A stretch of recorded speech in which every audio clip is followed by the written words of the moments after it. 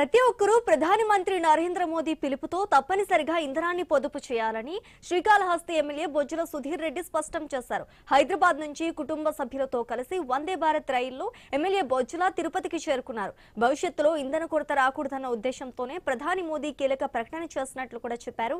కూటమి కార్యకర్తలను ఆలోచింపజేసేందుకు కుటుంబ సభ్యులతో కలిసి రైల్లో ప్రయాణించినట్లు ఆయన పేర్కొన్నారు.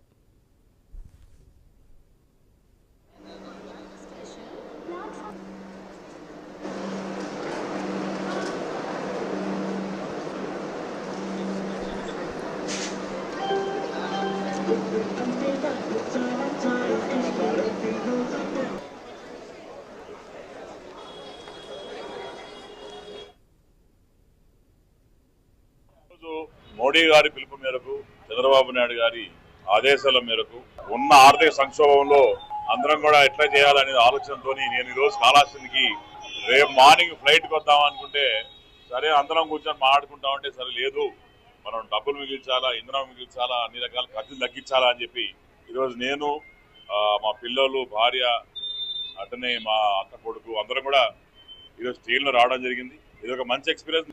మళ్ళా కూడా మాట చెప్తున్నారు ఈరోజు చంద్రబాబు నాయుడు గారు, లోకేష్ అన్న, పవన్ కళ్యాణ్ దిశా దశ నిర్దేశించడం వల్ల డెఫినెట్ గా నిజంగానే రాబోయే 6 నెలలు మన చేతుల్లో కానీ జాగ్రత్తగా మనం చేసుకోగలిగితే ఇంధనం పొదుపు కానీ, డబ్బు పొదుపు కానీ, బంగారం తగ్గించబడడం కానీ, సిల్వర్ తగ్గించబడడం కానీ ఇవన్నీ కానీ చేస్తే వచ్చే కాలంలో కూడా మనకి ఈజీగా ఉంటుంది, అంత రిసెషన్ ఉండదని చెప్పి తెలియదు. ఈరోజు మోడీ గారి